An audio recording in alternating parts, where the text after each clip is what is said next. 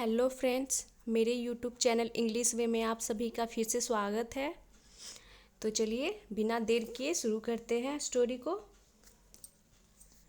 जिसका टाइटल है to frogs यानी कि दो मेढक।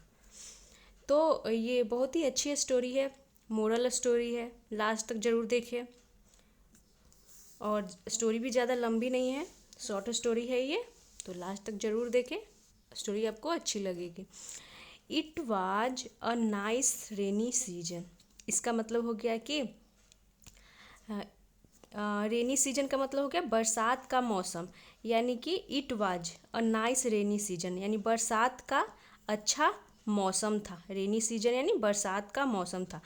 तो इट यहाँ पे जब हम दिन मौसम ये सब की बात करते हैं तो इट के साथ तो इट का यूज करते हैं। जैसे दिन हम बोलते हैं ना कि आज कौन सा दिन है, जैसे कि today, it is Sunday today, तो इट से हम सन टेंस की शुरुआत करते हैं, इसीलिए यहाँ पे मौसम की बात हो रही है तो इट से शुरुआत की गई है। It was a nice rainy season यानी कि बरसात का अच्छा मौसम था, ये हो गया।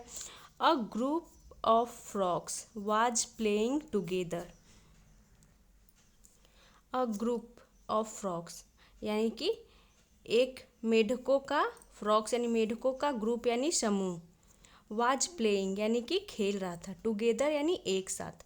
तो यहाँ पे फ्रॉग्स है फिर भी वाज का यूज किया गया है, क्योंकि यहाँ पे सिर्फ मेढकों की बात नहीं हो रही है, अ ग्रुप यानी एक ग्रुप की बात हो रही है। अगर यही होता कि दो ग्रुप तीन ग्रुप ऐसे होता तो यहाँ पे वर्ड का यूज होता, लेकिन ये एक ग्रुप की बात हो रही है, इसीलिए यहाँ पे वाज का यूज किया गया है, ना कि फ्रॉक्स दे करके वर्ड का यूज किया गया है। और वाज के साथ प्लेइंग, तो ये पास्ट कंटिन्यूअस टेंस की सेंटेंस हो गई कि अ ग्रुप ऑफ फ्रॉक्स यानी मेढकों का एक झुंड, वाज प्लेइंग खेल रहा था, टुगेदर यानी एक साथ, साथ में खेल रहा था मेढकों का एक झुंड, ये हो गया। सडेनली अचानक से, two of them fail into a deep पीट। तो सडेनली यानी अचानक से, सडेनली एडवर्ब हो गया। टू ऑफ देम यानी कि उनमें से दो, तो ऐसे भी बना सकते हैं जब एक को दिखाना हो तो one of them, three of them, four of them, ऐसे भी करके अब बना सकते हैं। तो टू ऑफ देम का मतलब हो गया कि उनमें से दो, फेल, तो यहाँ पर फॉल वर्ब की सेकेंड फॉर्म का यूज किया गया फेल, यानी कि गिर गए, उनमें से दो गिर गए। इनटू यानी कि में, और डीप पीट यानी कि गहरे पीट, डीप का मतलब हो गया गहरे, और पीट का मतलब हो गया गड्ढा, गहरे गड्ढा में गिर जाता है, यानी कि गिर गया। मेढकों में से दो गहरे से गड्ढा में गिर गया। The other frogs saw that the pit was too deep. The other frogs,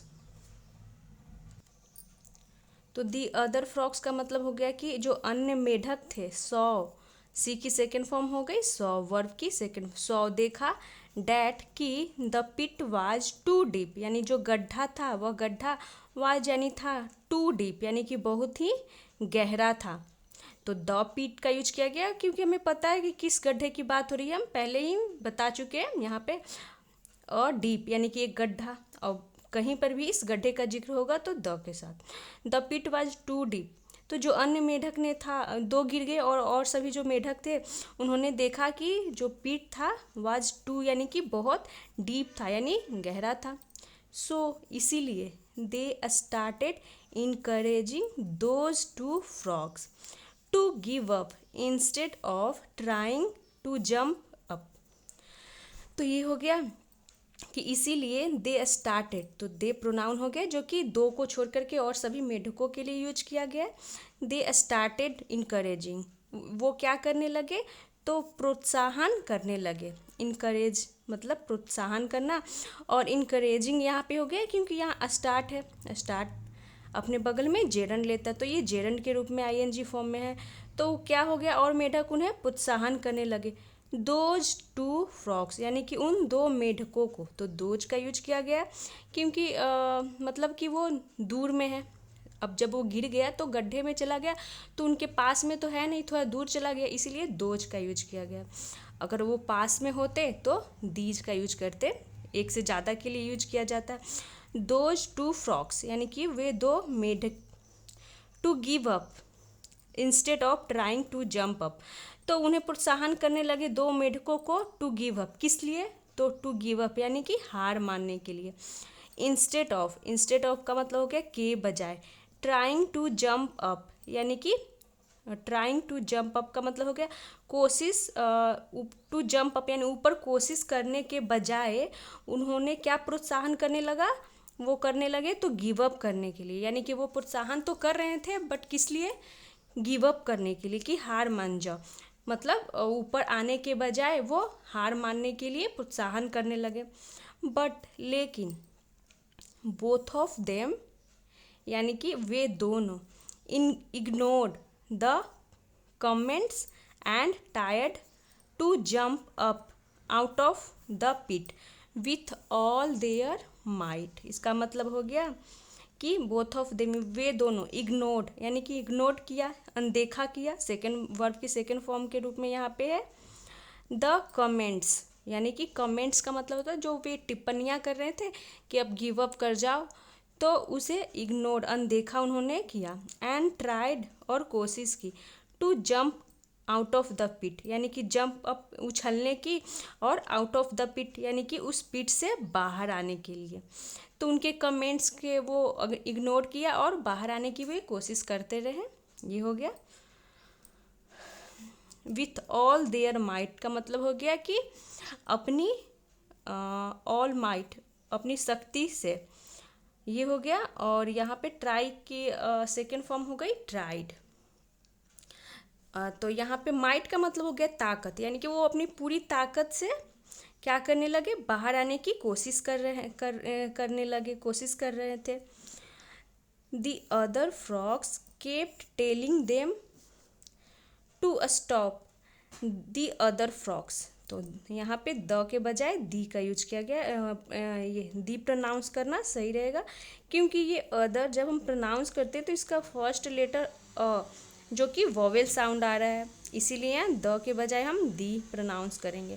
the other frogs यानी कि अन्य मेढक केप्ट टेलिंग देम, उन्हें क्या कहने लगा, केप्ट टेलिंग देम यानी कि दो मेढकों के लिए देम प्रोनाउन यूज किया गया, और कीप की सेकेंड फॉर्म केप्ट हो गई। और ये मतलब इस सेंस में यूज किया गया है कि वो मतलब बार बार वो कहते रहे, क्या कहते रहे, टू स्टॉप यानी रुकने के लिए, यानी कि वो बार बार ये कहते रहे कि स्टॉप करो, बस करो, अब नहीं होगा, गिव अप कर जाओ। फाइनली यानी आखिरकार वन ऑफ द फ्रॉक्स मतलब मेढकों, दो मेढकों में से एक। तो यहाँ पे चाहे दो हो, तीन हो, चार हो, उसमें से एक को दिखाना हो तो वन ऑफ द फ्रॉक्स। यहाँ पे ये प्लूरल फॉर्म में आएगा हमेशा।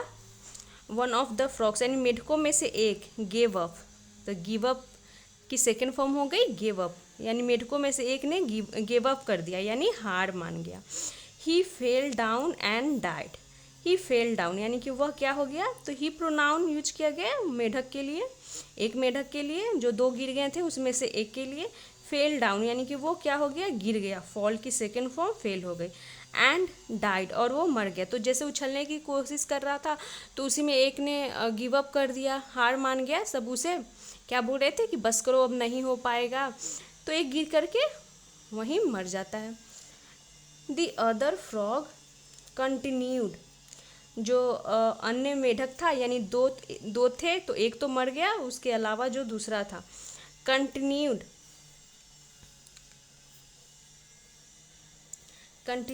To jump as hard as ही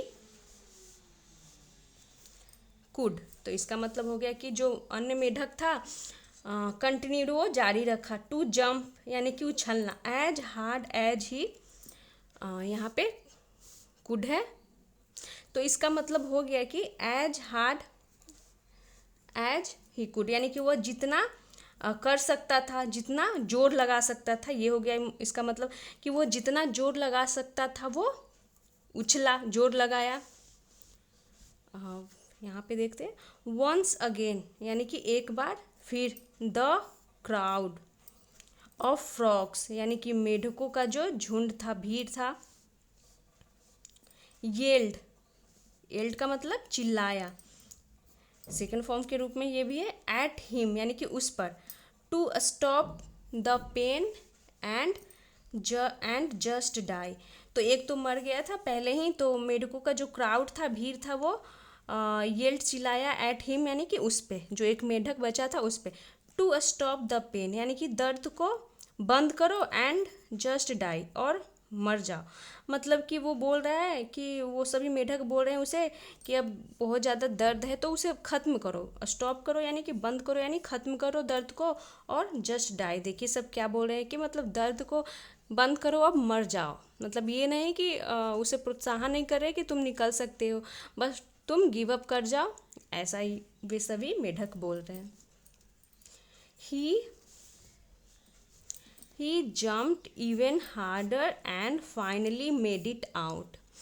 तो इसका मतलब हो गया कि वह जम्प्ड, उछला, इवन हार्डर यानी कि और भी हार्डर यानी और भी जोर से, एंड फाइनली और आखिरकार मेड इट आउट। ये मेड इट आउट का मतलब हो गया कि बाहर आ गया।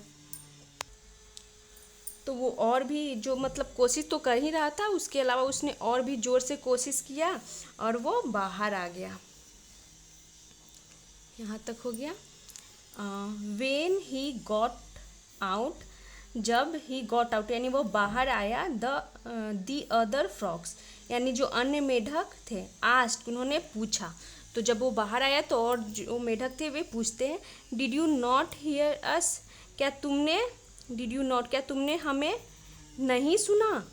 तो ये वो पूछ रहे हैं, और जो मेढक थे वो पूछ रहे हैं कि क्या तुमने हमें नहीं सुना। The frog did not reply as he was deaf. The frog did not reply यानी कि जो मेढक था वो कुछ भी, डिड नॉट रिप्लाई यानी उत्तर नहीं दिया, जवाब नहीं दिया। एज का यहाँ मतलब हो गया क्योंकि, ही वॉज डेफ यानी कि वह डेफ था यानी बहरा था, इसीलिए कोई भी जवाब नहीं दिया। ही थॉट वह सोचा, दे वर क्या सोचा, तो they were encouraging him the entire time. तो यहाँ पर ही थॉट का मतलब हो गया कि उसे लगा, उसे क्या लगा, दे वर यानी कि वे सभी, वर इनकरेजिंग, तो यहाँ पे वर के साथ इनकरेजिंग हो गया पास्ट कंटिन्यूअस, और यहाँ पे दे हो गया, तो दे के साथ यहाँ पे वर का यूज किया गया है क्योंकि दे प्लूरल प्रोनाउन हो गया। तो वे सभी इनकरेजिंग दे हिम, उसे क्या कर रहे हैं, प्रोत्साहन कर रहे हैं, द इंटायर टाइम यानी कि पूरे समय। तो वो जो मेढक था इनमें से जो दो गिर गया था गड्ढे में, तो एक तो बहरा था, तो उसे लगा कि सभी हमें ये कर रहे, इनकरेज कर रहे हैं कि नहीं तुम निकल सकते हो, निकल जाओ। तो वो सुन नहीं पाया कि वो गिव अप करने के लिए बोल रहे हैं, उसे उल्टा लगा कि सब इनकरेज कर रहे हैं मुझे, तो वो अपनी पूरा जो जितना ताकत था, कोशिश था, वो पूरा कोशिश किया और बाहर आ गया। और जो दूसरा मेढक था तो वो बहरा नहीं था, वो सुन सकता था। तो पहले तो उसने कोशिश किया, लेकिन उसे लगा कि नहीं, सब उसे बोलने लगे तुम नहीं कर सकते हो, छोड़ दो, तो वो हार मान लिया और वो मर जाता है। और ये बेचारा जो होता है दूसरा मेढक, ये बहरा होता है, जिसकी वजह से वो बाहर निकल पाता है। तो यही थी आज की स्टोरी कि हमें इस स्टोरी से हमें यही मोरल मिलती है कि हमें दूसरे के बातों पे ध्यान नहीं देना चाहिए, हमें अपने लक्ष्य की ओर ध्यान देना चाहिए। बहुत से लोग होते हैं जो हमारे टांग खींचने के लिए होते हैं कि नहीं तुम नहीं कर सकते हो, ऐसा नहीं हो सकता, तो हम हार मान जाते हैं। तो यही इस स्टोरी में हमें मोरल मिला कि नहीं, हमें अपने काम पे ध्यान देना चाहिए। बाद बाकी जो वैसे भी इसे मरना तो था ही, अगर ये कोशिश नहीं करता तो क्यों ना पहले कोशिश कर लिया जाए। तो वही चीज़ इस मेढक के साथ हुआ। तो यही थी आज की शॉर्ट स्टोरी। मिलते हैं नेक्स्ट वीडियो में। अगर वीडियो आपको अच्छी लगी हो तो वीडियो को लाइक करें और चैनल को सब्सक्राइब करें, क्योंकि मैं ऐसे ही वीडियोज़ लाती रहती हूँ। Thanks for watching. मिलते हैं नेक्स्ट वीडियो में।